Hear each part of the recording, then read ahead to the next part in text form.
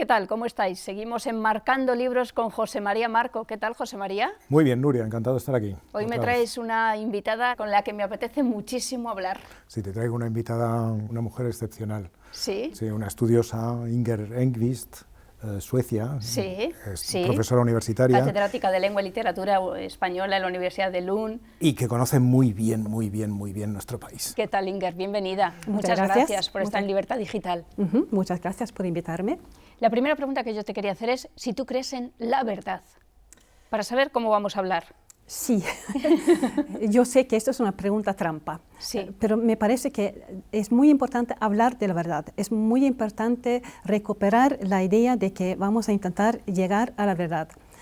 Siempre después hay que decir que quizá más tarde sepamos más y haya que ajustar algo, pero es importante no perder la dirección y curiosamente es algo que hay que volver a decir. Pues eres una filóloga científica. Sí, intento hacerlo.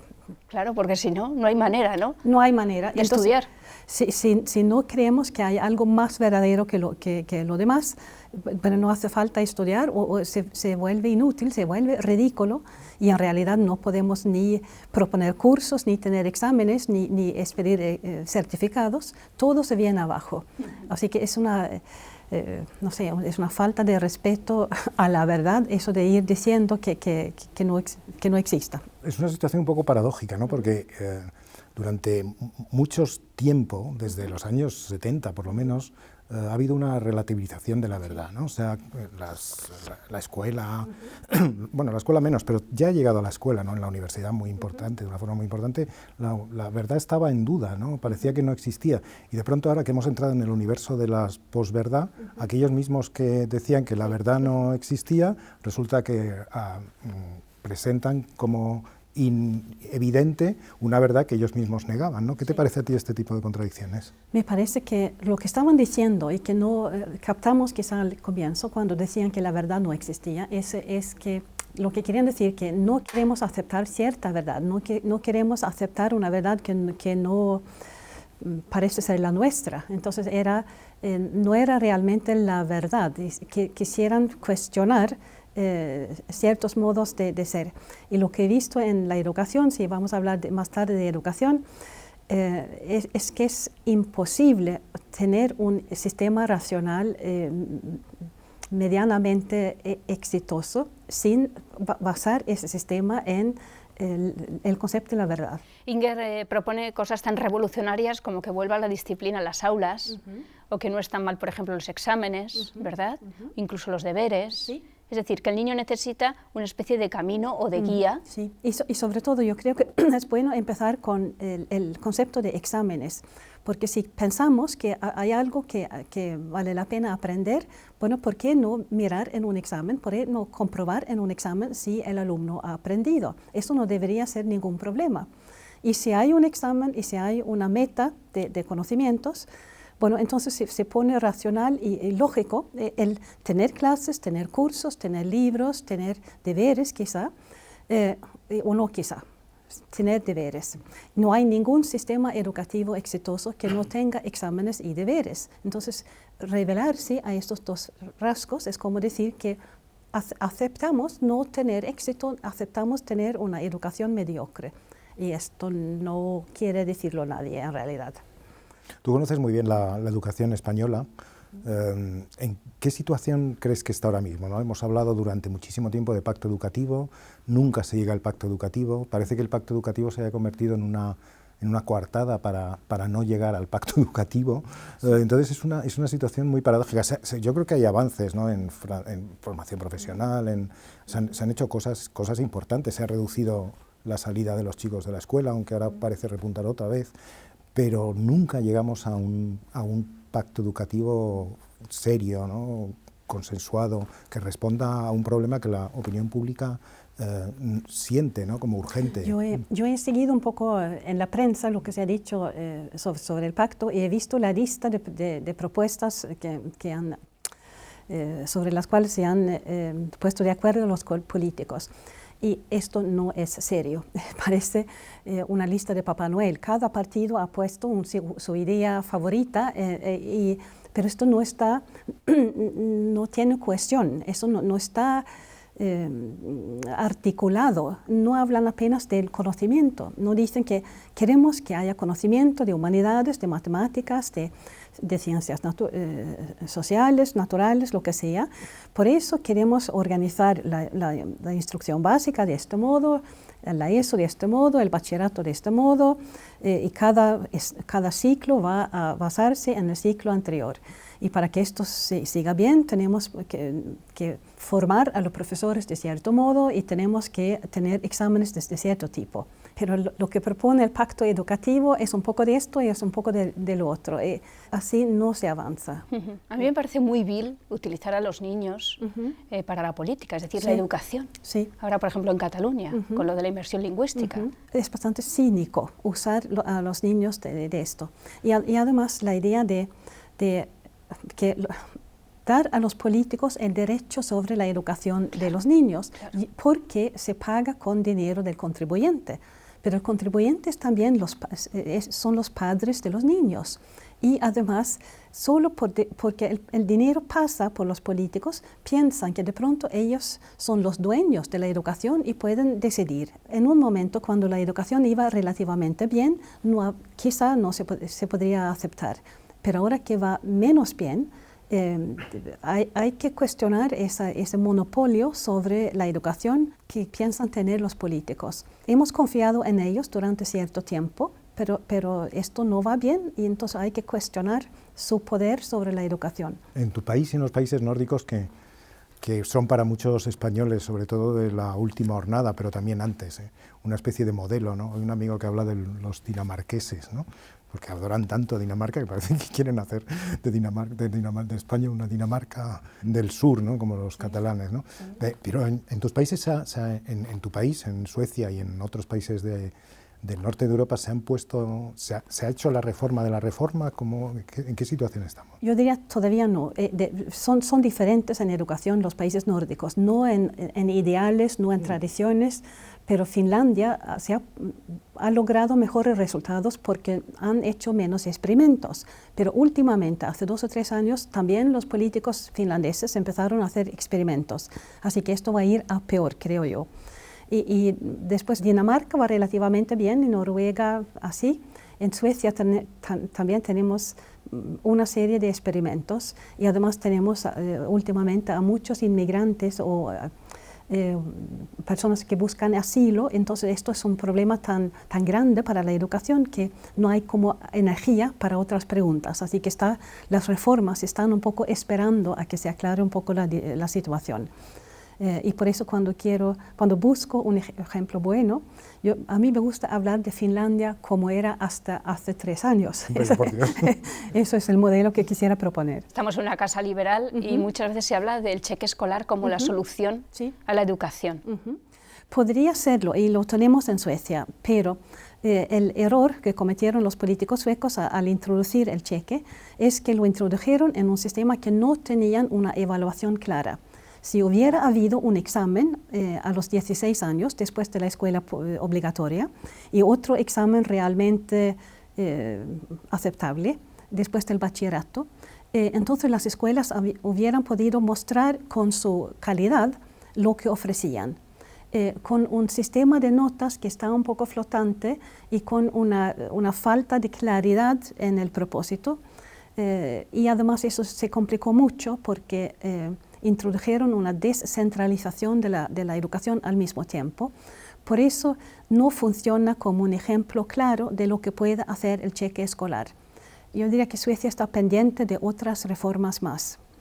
¿Y no crees que, de todos modos, que la crítica que muchas veces le hacemos a la educación puede ser entendida como una crítica nostálgica, incluso elitista, ¿no? Es decir, hay muchas cosas que han cambiado, ¿no? La diversidad cultural, la introducción de inmigrantes, pero no solo por el problema de la inmigración, sino porque la sociedad ya no vive una uniformidad cultural como la que vivía hace 30 o 40 años, las tecnologías que incorporan a la posibilidad del conocimiento una relación inmediata con los datos. Entonces, las clases también tendrían que cambiar, ¿no? Es decir, hay una evolución que se tiene que hacer, que en España no se ha hecho del todo y a veces, o se ha hecho mal, ¿no? Y a veces tengo la sensación de que la crítica, esta crítica que hacemos a la educación es un poco nostálgica, mirando hacia atrás, y que no acaba de resultar muy convincente para una parte de la opinión pública. Sí. Yo creo que ese no es el problema. Ya. Creo que lo que es la buena educación es el estudio en profundidad,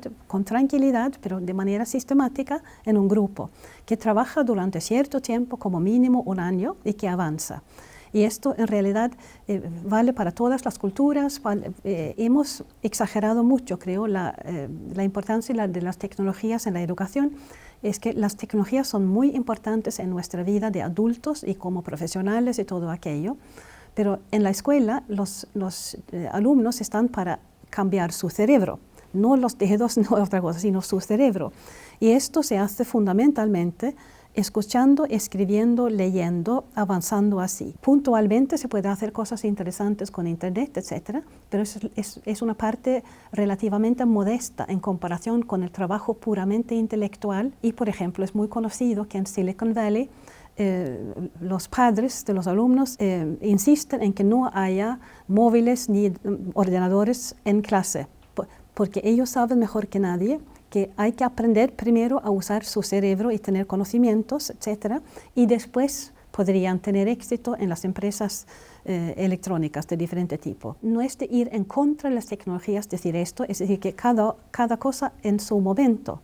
Primero aprender y después pasar a usar esas tecnologías. Hablabas de una educación con calma y, por ejemplo, pues ahora que se propone estudiar en grupo y en movimiento, claro, es imposible, la mente tiene que tener cierta calma y cierta claridad para poder concentrarse, ahora que hay tanta hiperactividad, ¿verdad? He colaborado en diferentes proyectos con médicos y es lo que dicen todos, que el cuerpo, el sistema nervioso está pensado para estudiar en calma, porque si nos sentimos amenazados o simplemente no tranquilos, no tenemos la concentración suficiente en algo que está fuera de nosotros. Porque cuando estudiamos, estamos aprendiendo algo que no sabemos, algo que nunca hemos oído. Eso requiere mucha concentración.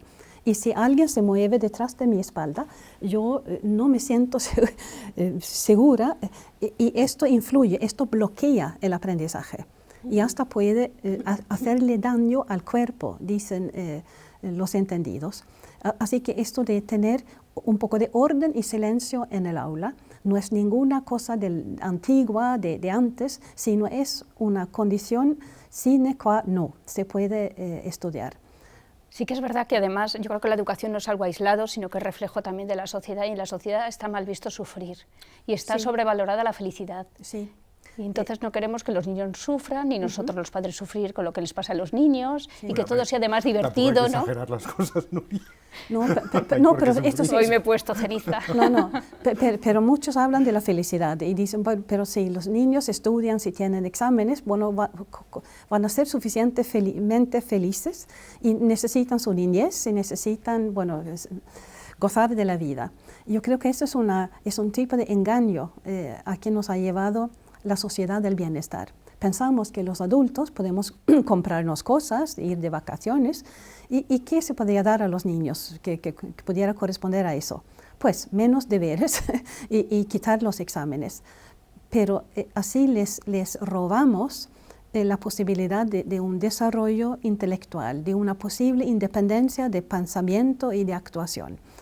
Les robamos la posibilidad de realmente comparar diferentes ofertas ideológicas, ofertas profesionales, maneras de vivir su propia vida, porque no van a poder elegir bien, porque ni siquiera van a saber lo que hay, no saben lo que está en el menú. Anestesiados, es verdad, cierta anestesia. Sí, así que eso esto de la felicidad es una cosa muy extraña. Además, todos los adultos sabemos que en los momentos de felicidad de un adulto es cuando te sale bien un trabajo, un proyecto, algo que estás, un plan de largo plazo para el cual te has esforzado. Y si te sale bien, te sientes feliz un momento. Es que la felicidad, la verdadera felicidad está unida a la idea de esfuerzo, de propósito, que esto sirva para algo. Estar feliz así, sin nada, eso es como de niños muy pequeños. Son niños de 3 años que están saltando y comiendo caramelos. De esta felicidad no queremos. A mí me gustaría que pasáramos además a los libros de Inger, o alguno de los últimos libros, porque Inger, uno de tus trabajos era La buena educación, ¿no? Sí. Creo recordar que era muy bonito, un buen trabajo, sí. Pero es uno de los últimos libros que se llama Reflexiones heterodoxas, que publicó la institución Alfonso el Magnánimo de Valencia, muy bien publicado, por cierto. Y bueno, para empezar con el título, ¿no? Lo de heterodoxia, porque la heterodoxia estuvo muy de moda, pero ahora la podemos reivindicar desde otro punto de vista, ¿no? Es decir, con la apología o la defensa o el elogio de la heterodoxia ha pasado un poco lo mismo que con la verdad, que hemos acabado pensando todos lo mismo. Hay una evolución desde los libertarios del 68 al comunitarismo actual, en el que todo el mundo tiene que pensar lo mismo, porque si no se está excluido, ¿no? Viene un poco heterodoxa. El título viene de ahí, y en vez de decir ensayos políticamente no correctos, elegí la palabra heterodoxo con un guiño a la historia española. Tampoco me parecía bien poner políticamente no correcto, porque son trabajos escritos que he hecho como resultado de proyectos de investigación. Así que no he decidido ser políticamente incorrecta desde el comienzo, sino he trabajado un autor, he trabajado una situación, he trabajado algo, y he visto que el resultado al que he llegado no corresponde a lo que dicen algunos colegas, por ejemplo, y por eso para elegir yo misma la etiqueta, bueno, prefiero llamarme heterodoxa. Hay cosas peores, pero heterodoxa. Por ejemplo, García Márquez, que parece como el escritor del pueblo, en cambio elige siempre personajes con poder, ¿no? Sí, sí. O Vargas Llosa, que es más liberal, pero en cambio en sus novelas está más la idea de la izquierda. Sí, es que he visto que, por ejemplo, en la crítica literaria, también los críticos universitarios, inteligentes, intelectuales, todo esto, se dejan llevar mucho por lo que oyen por ahí o por lo que se dice en la prensa, así que tienen una idea preconcebida y después siguen esto, y de vez en cuando están haciendo, bueno, proselitismo de cierta idea política o la que sea en sus escritos también universitarios. Ha sido una gran decepción descubrir esto.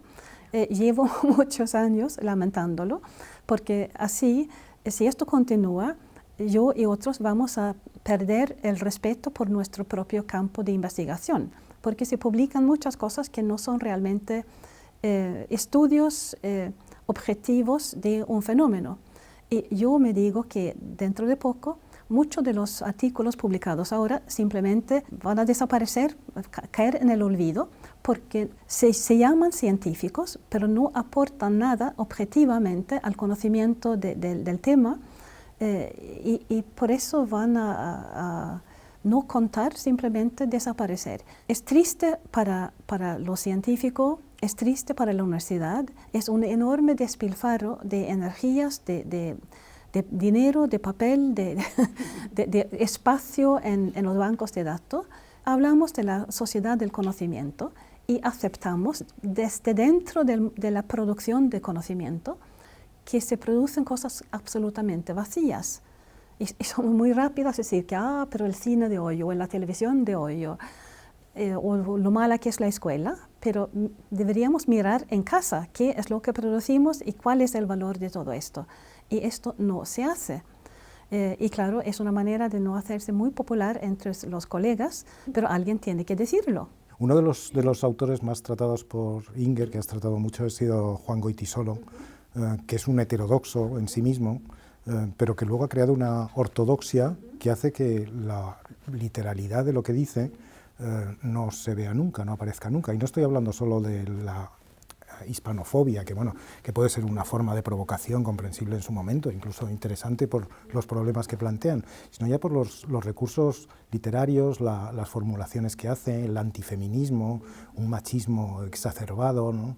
Una explosión de odio difícil de encajar, ¿no? en una moral común, ¿no? Pues tú has hecho un análisis muy serio, ¿no? de este tipo de cosas, y particularmente de Juan Goytisolo. ¿Ya lo has cerrado el capítulo de Juan Goytisolo? He puesto las cajas de esos libros en el sótano de mi casa. Pero yo veo la fuente, el motor de su obra en su personalidad, en sus problemas personales, pero reviste sus problemas personales con una terminología, con un modo de expresión que parece ser literario o intelectual. Así que hay que leer bastante para ver que esto no es una discusión intelectual como la que esperamos en una persona intelectual, sino es algo profundamente personal, expresado como si fuera racional. Entonces podemos decir que nos engaña, o podemos decir que es nuestro papel como lectores y sobre todo como críticos distinguir qué es qué. Y en el caso de Goytisolo creo que lo racional es verlo como una persona que ha expresado así su situación personal. Y es una oferta, y el lector puede aceptar la oferta o dejarla de lado. También nosotros como lectores tenemos una responsabilidad. Sí. De Rigoberta Menchú también se habla en el libro. Sí, pienso que es muy interesante Rigoberta Menchú, la guatemalteca que obtuvo el Premio Nobel de Paz de manera un poco sorpresiva, y quizá no estuviera ella preparada realmente para ser llevada a un escenario internacional. Pero lo interesante es que se la vio como símbolo de los indígenas y como defensora de las indígenas y un largo etcétera. Pero cuando uno mira de cerca sus libros, libros que ha publicado en colaboración con periodistas que le han ayudado a escribir, es un pensamiento no muy cuestionado, no defiende realmente a los indígenas, sino dice algunas cosas sueltas y además no vive como predica. Dice que los indígenas no tienen por qué estudiar cosas modernas, no tienen por qué usar el laptop, no tienen por qué, etcétera, sino lo tradicional es lo que se debe guardar. Pero ella viaja en avión, utiliza el laptop, se deja invitar a las universidades americanas y cobra. Es muy común eso, ¿eh? Sí, pero entonces hay que decirlo. Claro. Hay que decirlo, y hay que decir, por ejemplo, a los jóvenes, yo lo veo como una tarea pedagógica, hay que decirlo a las personas que no hayan tenido tiempo para estudiar a fondo, que esto no es coherente, dice una cosa y hace otra. Entonces, si uno observa eso, es como un signo de interrogación o de admiración, y uno debe un poco dejar de lado las propuestas que no son racionales. Lo mismo vas a ser responsable de que le quiten el premio Nobel. Si digo algo negativo de los noruegos, casi siempre no aciertan una y otra vez, y parecen un poco ingenuos cuando eligen a sus candidatos. Tú participas en el debate público y al mismo tiempo tienes contacto porque eres una especialista conocida con el mundo de quienes toman decisiones políticas, ¿no? ¿Cómo te relacionas con los políticos, y cuál crees que debe ser el papel del intelectual, del profesor, ¿no? ante ellos, ¿no? ¿Cómo has vivido eso? Yo creo que lo que podemos aportar son estudios y propuestas basadas en estudios, porque los políticos tienen mucha prisa y están detrás de ellos a todo el mundo, y tienen que tener opiniones sobre temas muy diferentes. Así que primero deberían tener una buena formación de base y después quizá una especialidad dentro de la política. Lo que veo es que no dan abasto, es que eso les sobrepasa, les desborda. Por ejemplo, hemos hecho en Suecia este otoño, 4 personas nos hemos puesto de acuerdo, un economista, un médico, yo y una doctoranda de la historia de las ideas, para describir por qué no funciona el sistema actual en Suecia, y después al final hemos puesto 2 columnas. Una la llamamos el paradigma actual y después el nuevo paradigma, el que nosotros proponemos. Y basado en el paradigma nuevo se puede extraer una lista de sugerencias sobre lo que deberían hacer los políticos para mejorar la calidad. y yo creo que necesitan ese tipo de ayuda por parte de personas que tienen más tiempo y tienen más conocimientos anteriores y además que pueden pronunciarse con más tranquilidad. No nos presentamos como candidatos a votos, así que tenemos más tranquilidad para elaborar esas sugerencias. Y después escribo en la prensa y traigo ejemplos de otros países. Esto lo ha hecho bien este país, esto se ha hecho mal allí. Un poco para a la vez dar conocimiento y dar ideas para el debate, porque es como elevar un poco el nivel del debate, mirar un poco qué es lo que está haciendo en otros países y no solamente darse entre la gente de casa. Pues Inger, te agradezco muchísimo que hayas estado con nosotros, que hayas sacado un huequecito para José María y para mí. Recuérdanos los datos, si quieres, del libro, José María. Sí, el libro es Reflexiones heterodoxas, de Inger Engqvist, publicado en la colección Pensamiento y Sociedad de la institución Alfonso el Magnánimo de Valencia. Es un buen libro que recoge textos anteriores y textos nuevos. Se disfruta mucho, además. ¿Te ha tratado bien España? ¿Tú que conoces también España? España me trata muy bien. Como nos ha confesado que viene hasta 3 veces al año a España, ya otra vez la volveremos a invitar para que nos acompañe. Gracias, Inger. Muchas gracias.